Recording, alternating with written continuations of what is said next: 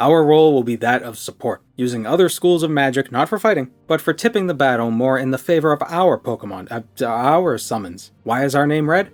No reason. There actually is a mod that turns soul gems into Pokeballs of sorts. You soul trap a creature, then you can use it in battle later. Unfortunately, I didn't learn about this mod until after I finished this run, so, oh well. I guess we'll be playing this less like a Pokemon trainer and more like a Diablo 2 Summoner Necromancer. We'll have an army soon enough. Regarding rules and mods, you can find all the info in the description. To put it simply though, no bugs and glitches. Any damage I do has to be from my summons. We're going with a Breton for this run because the extra magicka is nice and because high elves suck. We're also taking Conjuration, Illusion, and Restoration as majors. Conjuration because duh. Illusion, in case I need invisibility, and Restoration to heal my summons. Alteration and Mysticism may see some use, so they're minor skills. Then there's the standard Acrobatics and Athletics as majors for an early boost to our mobility, and Light Armor, Speechcraft, and Mercantile as minors because why not? Finally, the Mage Birth Sign, for just a bit more magicka. I considered the Atronac for even more magicka, but having no magicka regeneration can get a bit annoying. The run starts like any other. We go to Balmora, loot the crates and urns, and sell the spoils. Steal from the Caldera Mages Guild, buy the Recall Amulet from Varric Germain, sell the alchemy stuff we stole to Nalcaria of Whitehaven, steal her alchemy stuff, and buy a bunch of spells to make low-cost training spells for the schools we'll be using. I also made a 100-point open spell. It's got a high magicka cost and a low cast chance, but low chance is better than no chance.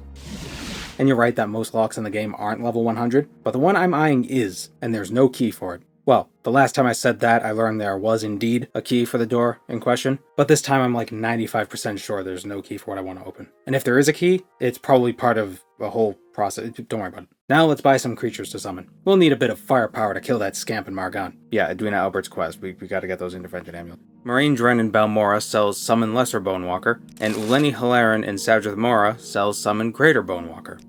You may not realize this because I sure didn't, but the Greater Bonewalker is probably the best summon in the whole game, hands down. Not the strongest, but the best. Imagine how frustrating it would be if you could be attacked by a Greater Bonewalker at any moment. Now, imagine you have the power to inflict that frustration upon others. Yeah, you know what's gonna happen. We'll grab the 2 Frenzy spells from Uleni as well. Frenzy turns murder into self-defense. It's great. Here's a spell I've never really used. Healing Touch. A custom spell with a sensible name. 10 to 20 points for 5 seconds on touch to heal my summons, if need be. Could probably just resummon them, but I don't know. We're White Mage. Healing. Woo.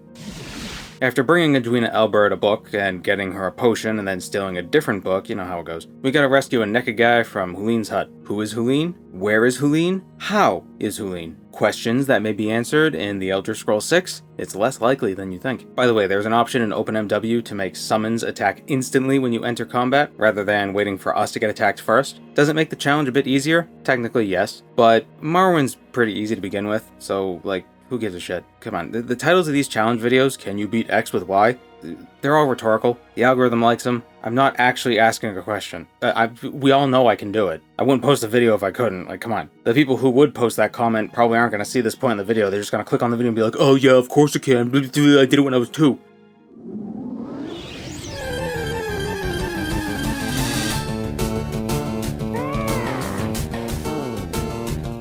Our first Pokemon battle. As you can see, the power of the Greater Bonewalker is their strength reducing spell. The damage they do to an enemy's strength is permanent, unless they drink a restoring potion, or cast a restore strength spell, or pray at a shrine. As far as I'm aware, enemies don't have those options, so the Greater Bonewalker will effectively lock an enemy in place forever. This solves the problem of enemies chasing me and my summons chasing the enemy. None of us actually being able to fight each other because we're all just running around like idiots.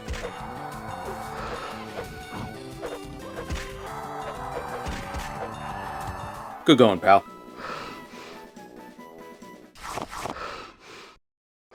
What even are you? Let's grab the Boots of Blinding Speed. So my rules stipulate no pause screen buff cheese, which is when you make a really strong spell that lasts for only 1 second, making the cost super low and the cast chance decently high. Normally a spell like that is useless, but if you pause the game after casting the spell, you retain the buff in the menus. It trivializes a lot of stuff. We won't be doing that for the Boots of Blinding Speed. Unfortunately, my summons won't attack Pemone unless she attacks us first, and the only way to get her to attack us is if we taunt her with the Frenzy spell, or we taunt her with the Speechcraft menu. And it seems after you agree to bring her along with you in an Armok, you kinda can't get her to leave you alone, so we can't get her to attack us. companions won't attack us via the frenzy spell or speechcraft thing, at least in my experience. Maybe there's a way to do it. So we're gonna either have to bring her to Narmok, or get her killed along the way. For those unaware, the Boots of Blinding Speed grant 200 points of speed while causing 100% blindness. It tanks your accuracy and turns your game screen pitch black. With Magicka resistance, you can reduce the magnitude of the blind effect. A Breton's inherent 50% resistance reduces the blind to 50%. Still not ideal. If we employed pause screen buff cheese, we could cast a 50% Magicka resistance spell for 1 second, open the inventory, equip the boots, and sprint till our heart's content. The debuff is only applied when you equip the item, so if you resist the debuff right away, then you don't have to worry about it unless you unequip the boots. Then you just recast the spell and put the boots back on. Easy peasy. But I want to avoid that level of cheese. Summoning can feel cheesy enough. Seriously, summoning gets ridiculous in Morrowind. There are other ways of getting 100% Magicka resistance, however. Because Pemini has a 100% blind effect on her, she's useless in combat. She has no accuracy. But unfortunately, none of these enemies in this tomb are bothering to attack her. Yeah, I didn't have to bring her here, but I wanted to get her killed. They aren't even interested in my summons. Really shows the benefit of the Greater Bonewalker's strength damaging spell, huh? They're stuck in place, but they're staring at me. They want to get me.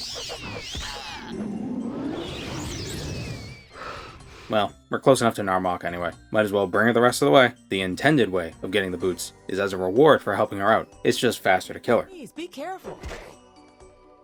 Please be careful. Well, alright.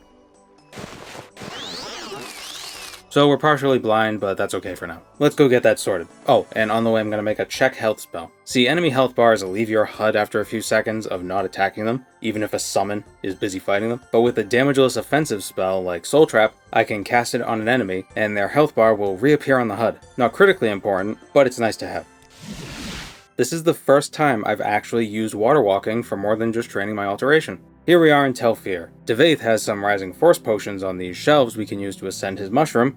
I don't like that sentence. And in a little storage area across from his office is a closet protected by a trapped level 100 lock. We have a 100 point open spell, so now it's just a matter of rolling the dice over and over again to crack this thing open.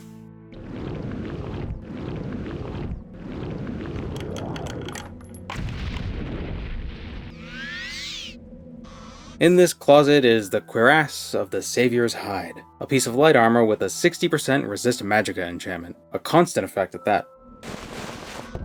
Wearing this brings us up to 110% Magicka resistance, additively combining with the Breton's natural resistance. So we can equip the Boots of Blinding Speed without suffering any negative effects, and we'll be immune to Magicka-based attacks and effects. Pretty cool. But understand, elemental magic isn't Magicka. We could still get hit by Fire, Frost, and Shock. We just can't get hit by things like damage health or absorb health. Before we leave, we'll steal a couple more things from Devaith Fair. Speak, traveler.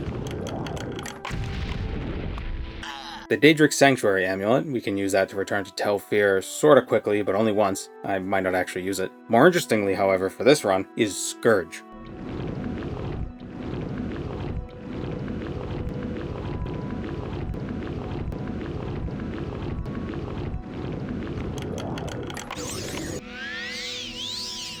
A one-handed Daedric Mace with an on-use enchantment that summons a Dremora and a Scamp for 30 seconds. Summons that cost no Magicka. Could be useful.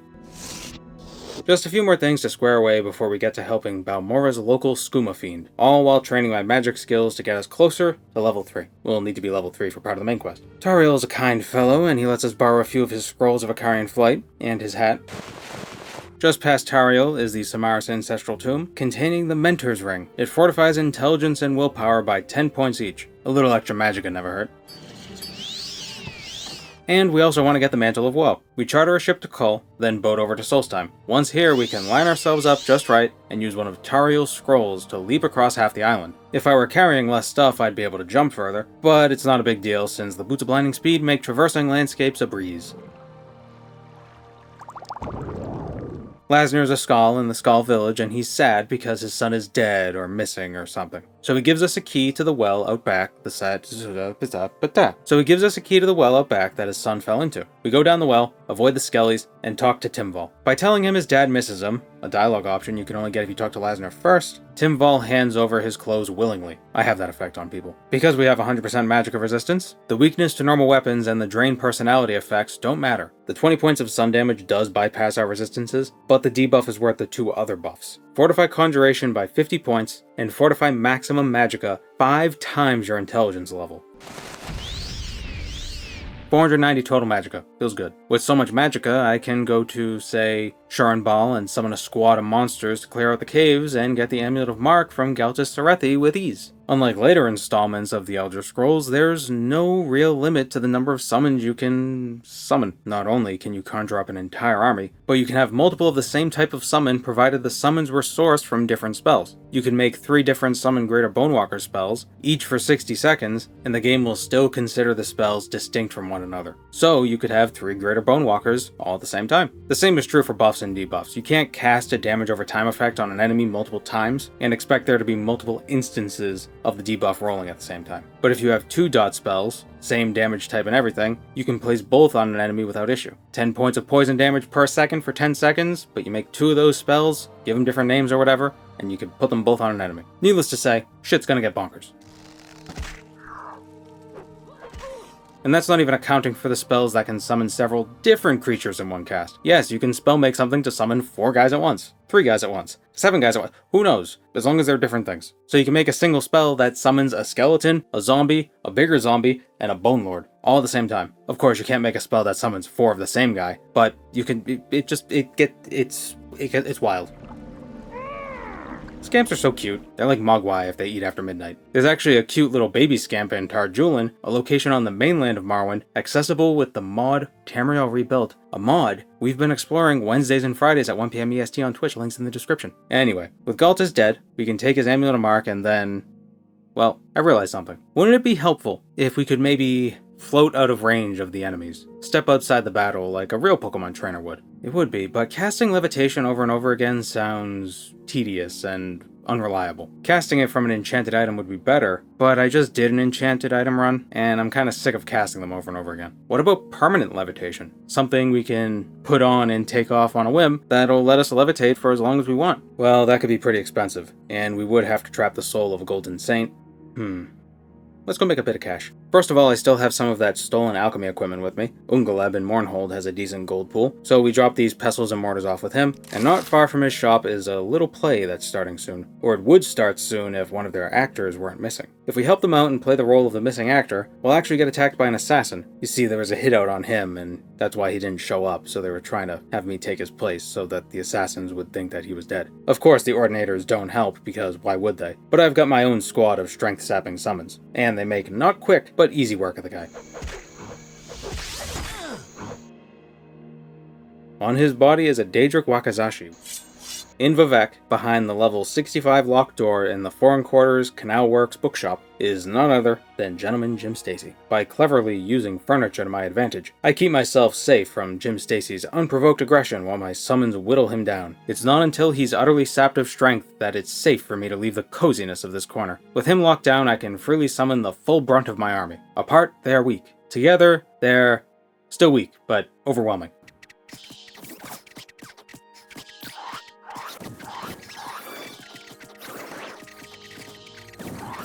Jim drops both the Skeleton Key, a high-quality lockpick that technically picks any lock, with an asterisk for some situations, and a Daedric sword that we can sell.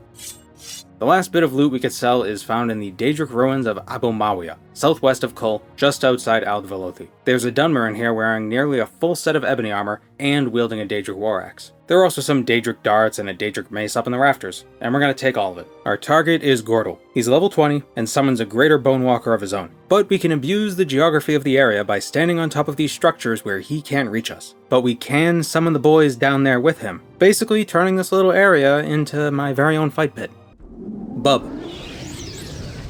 Tarman. Stripe. Demise.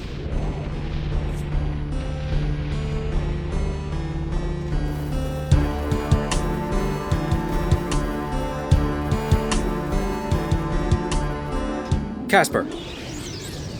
Mohawk. Jack. Lend a hand.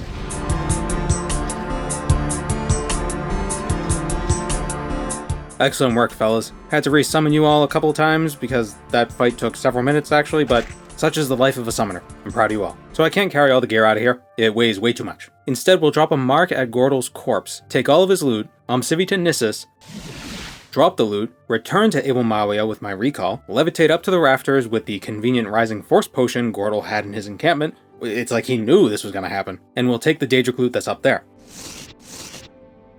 Now, how do I get all this stuff to a vendor? Well, my first thought was to drop it, step a few feet forward, cast telekinesis, and pick all the loot back up, then repeat until I made it all the way to the Silt Strider. Then I realized, mark and recall. Mark the Silt Strider captain, A special trip. pick the loot back up, recall to the Silt Strider captain, take the Strider to Vivek, Divine Intervention to Ebonheart, drop a bunch of the loot, and take what I can carry to Mournhold to sell to Cadia Socia. With her disposition high enough, she actually buys and sells items for the same value, so you can shuffle goods between her and yourself to get the maximum value of every sale. To sell items worth more than the amount of gold that she has, you can buy cheap items, and then hold on to them for 24 hours and sell those cheap items back to her when her gold replenishes. You lose nothing. Good day, sir. Now that we've got over 100,000 gold, let's spell make a soul trap spell and capture ourselves a golden saint. I stole a couple grand soul gems while I was in Telfir, by the way. There's a guaranteed golden saint in Odrysal, one of the vampire citadels beyond the Ghost Gate, and getting there is a cinch. Just offer a Rising Force potion to the altar in Vivek, have the Mages Guild send you to Alderaan, and fly from there. Even without the Boots of Blinding Speed, the 100-point Levitate buff is pretty quick, but the Boots of Blinding Speed make it even faster. My concern is that I'll miss the opportunity to Soul Trap the Saint. I don't want my band of merry misfits to kill her before I cast Soul Trap, nor do I want the Soul Trap to wear off while she's getting beat down. The best course of action is to just cast Soul Trap over and over again.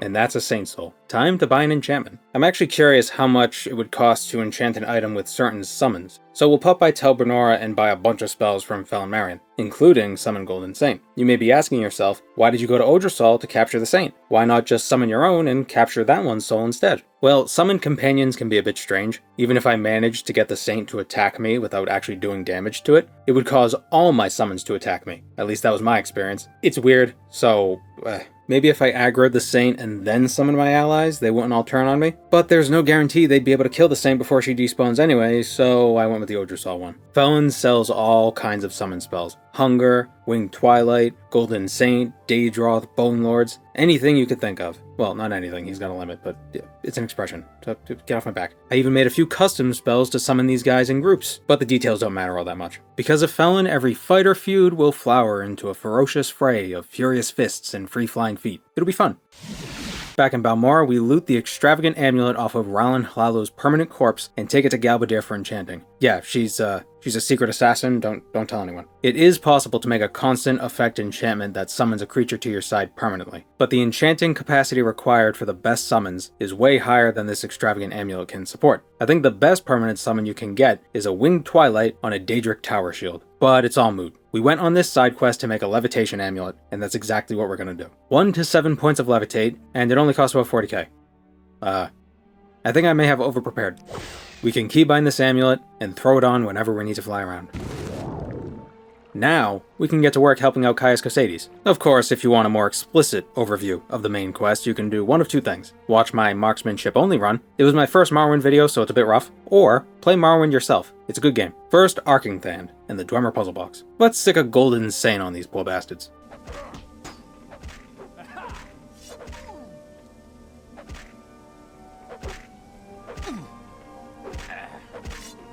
And Boss Credo.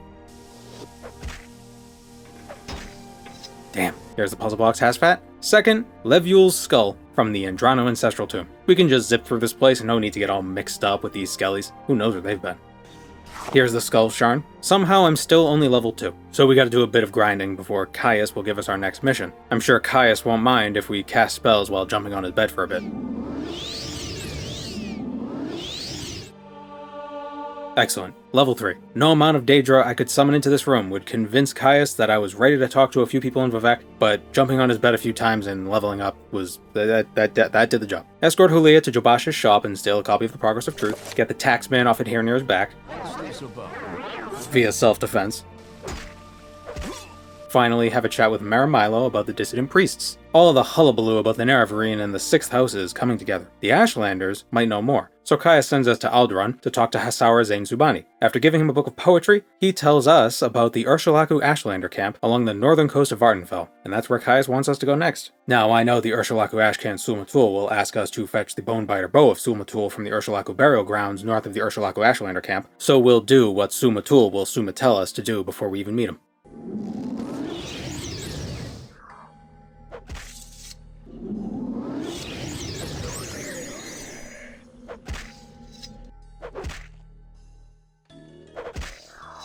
Alright, B, you handle the ghost while I do some browsing. I'm usually never levitating in this place, so let's take a look around and see what's hiding up here. Nothing interesting. Do you want to write, B?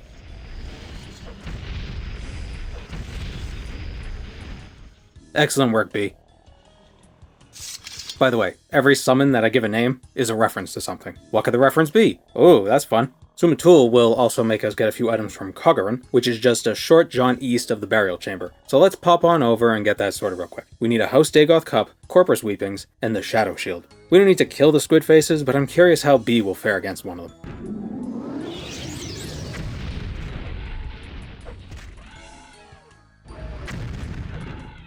You know, the squid face would have an easier time if he stopped switching his attention between the two of us. Man, Golden Saints are strong. They're the most expensive summon. Who'd have guessed? Well, how's this gonna go?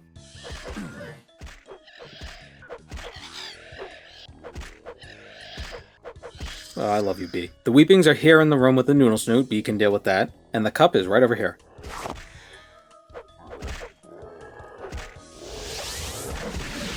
Noodle snoots are tanky.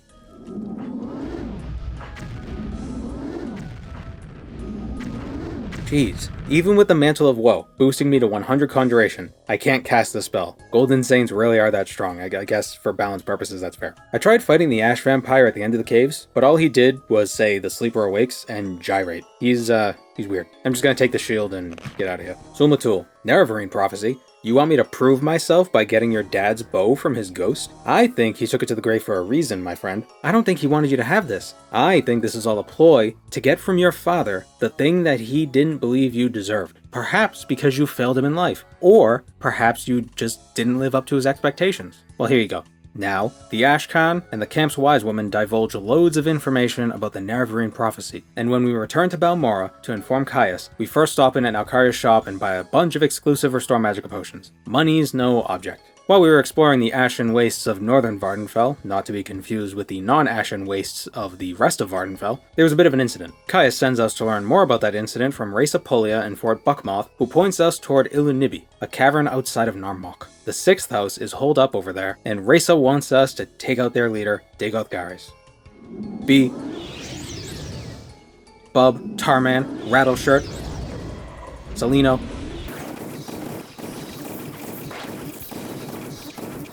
And with Gari's dead, we're now afflicted with the divine disease. Corprus. Oh, also I grabbed one of the fists of Randagulf, not both. The one that gives 20 points of strength, extra carry weight and all that. Naturally, Caius thinks our Corprus is gross, and tells us to leave and not come back until we get it sorted. The Telvanni wizard Devaith Fear may know something about it since he collects Corprus-afflicted individuals in his basement, a Pokemon trainer in his own right. Much like how Telvanni master Nelith has his underlings fetch alchemical ingredients from shops just outside his tower, Devaith Fear is far too busy standing in his room looking fabulous to even think about heading down into the Corprusarium to retrieve his boots from Jaeger and Bagarn, Tamriel's last living dwarf. So he has us do it, and when we return, he administers his experimental potion that could cure Corprus, but would likely just kill us. But it doesn't, by Azura, maybe I'm done with Jesus after all.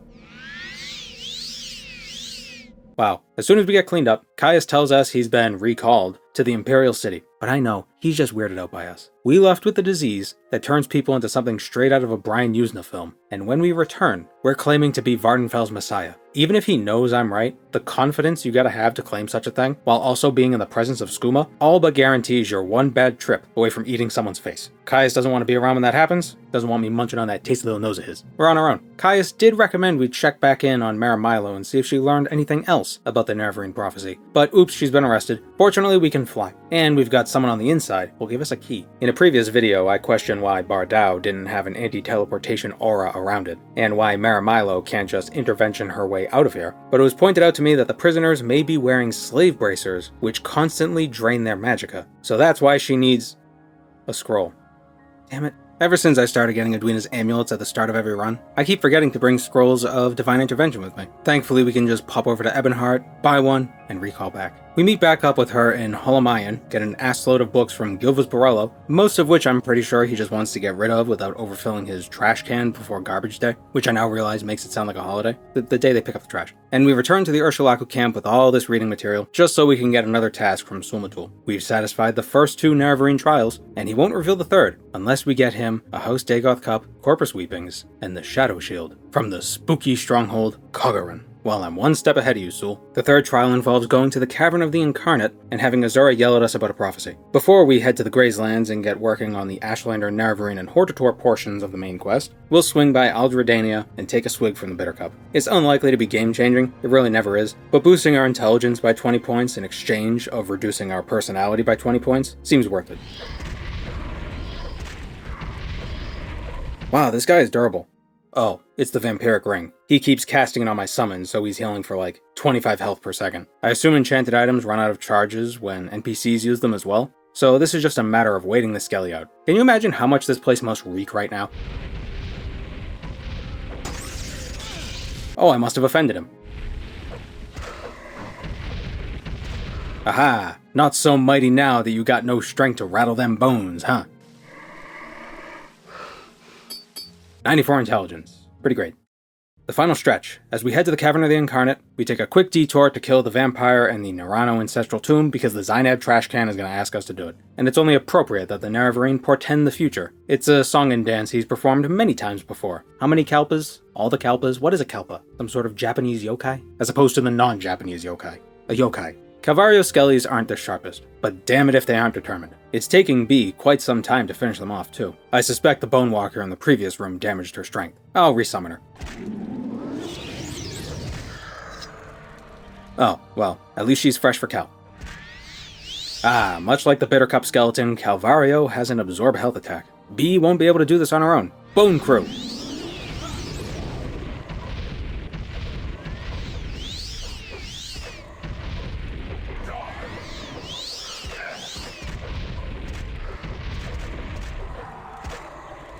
Jeez, how much health does this guy have? Oh, he's almost dead. Casper, your foe's weak.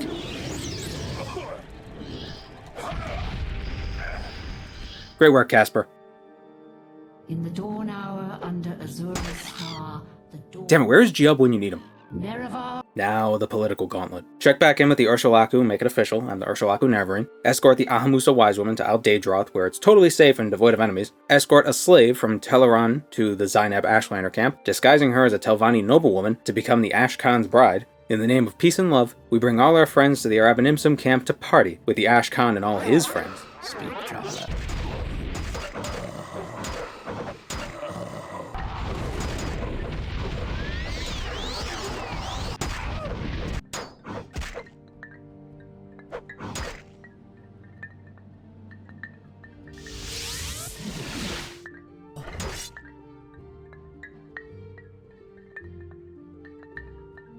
They went a bit too hard, so we'll give their stuff to Hanamu for safekeeping. As thanks, he names us Arabanimsum Nerevarine. I also took the left Bone Dancer gauntlet with 10 points of shield on it. I installed a mod that removes all the shield particle effects from the screen, so shield enchantments aren't annoying anymore. Telvanni Hortator. All it takes is a bit of money to convince Nelith, Thorana, and Dratha. But for Gothrin, Frenzy, back away, and summon the squad.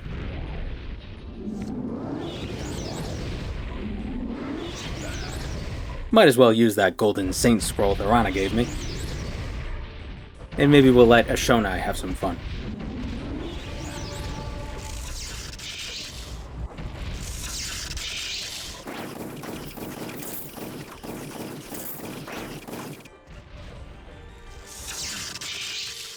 Good job. I love watching you guys work. Telvanni Hortator. Redoran is simple. Save Aethan Sorethi's son from Venom Manor. Confirm the support of all the other counselors. Challenge Bolvin Venom to a duel, which we'll go deal with once we go to Vivek. There's one hiccup though. Because I have companions attack immediately, if I have Aethan's son follow us, he'll immediately attack the guard that catches us unlocking the door. Instead, I'll cast Command Humanoid on the guard and move her to a different room. Then, we'll break Aethan's son out. Oh, guess it wasn't. Never mind. Palu Hortator is a bit like Telvanni Hortator. Pay off a few people, kill a guy, win a game of hide and seek. The cultural mainstays of the Dunmer. Give Caius 1,000 drakes, Ingling 2,000 drakes, find Drem Barrow, the basement counselor, and convince Orvis Dren with the power of friendship. My friendship with my crew, not friendship with him. He sucks. Spears have quite the range. It's like if an archer had a really big arrow, and instead of shooting it from a bow, he just poked you with it. Hey Orvis, I'ma go defeat Dagoth. What you think about that?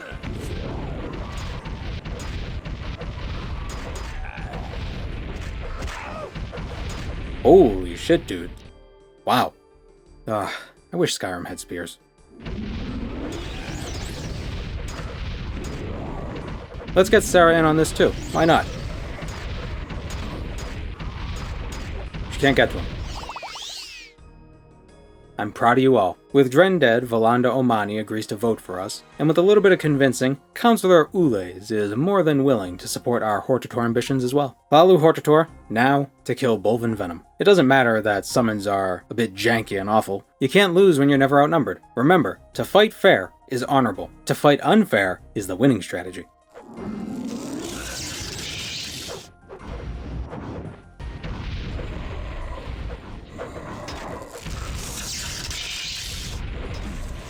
With Venom dead, Athan officially recognizes us as Redoran Hortator, and we get word that Vivek wants to meet with us. The enigmatic god has a lot to say, but we just want him to hand over Wraithguard and explain his plan to defeat Dagoth so Veminal and Odrosol get marked on my map. I can never find Veminal. Wraithguard is actually a pretty good piece of gear, all things considered. You just get it so late in the main quest that it never really amounts to much. 10% resistance to all magic damage types, 20% spell reflect, 10 points of shield. The blight resistance is pointless considering the whole Nerevarine thing, but hey, it's thematic or something. First up, Keening. We return to Odrosol where we killed that Golden Saint so many minutes ago, but this time we're here to take out Dagoth Odros and steal his key.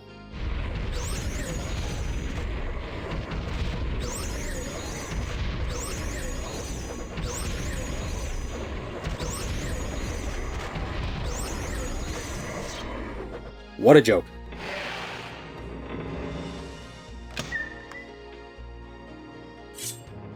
Next, Sunder. Dagoth Vemin's got it on his person, so we actually have to kill him for it. We could have let Odros live and just picked the lock leading to the shrine holding Keening, but Odros deserved the beatdown. Bone him, fellas. B2. Riboflavin. Know who I haven't given any screen time to? Dern. Summoned Hungers can power... Damn, I should have been using this thing the whole time.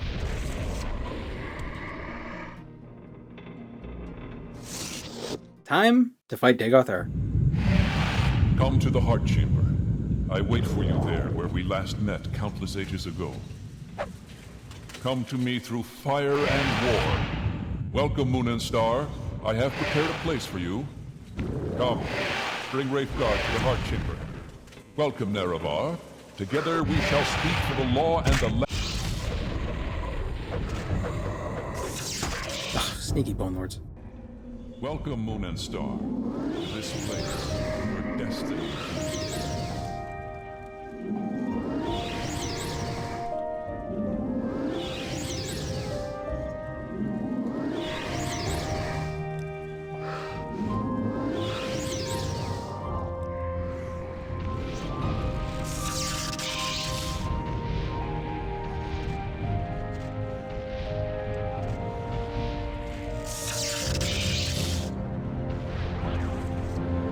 I love how they all stand at attention as soon as combat ends. So there are plenty ways of luring an NPC up the mountain and having a merchant destroy the heart for us, but that takes too long. It's this whole process. I have some videos on it, you can check those out, they're in the cards. I'm not doing it this time, it takes too long. Instead, we'll have our squad distract the Sharmat, Dagoth is also known as the Sharmat, while we perform this little cardiac procedure. What are you doing?